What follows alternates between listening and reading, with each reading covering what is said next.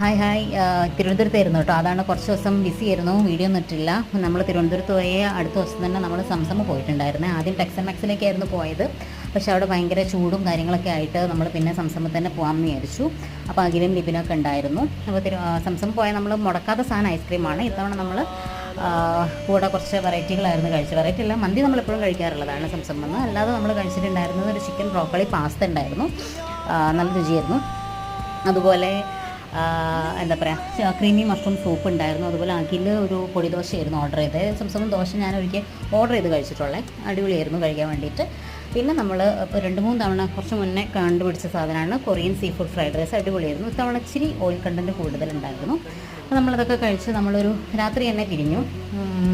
പിന്നെ ഇത് ഇത്തവണ എല്ലാവരും ഷുഗർ കട്ടൊക്കെ ആയതുകൊണ്ട് നമ്മൾ ഒരു ഐസ്ക്രീമിൽ ഒതുക്കി, അല്ലെങ്കിൽ എനിക്ക് സ്പെഷ്യലൊന്നും വേണ്ടി വരാറുണ്ട്. അപ്പോൾ അത്രയ്ക്കുള്ളൂ. ബൈ.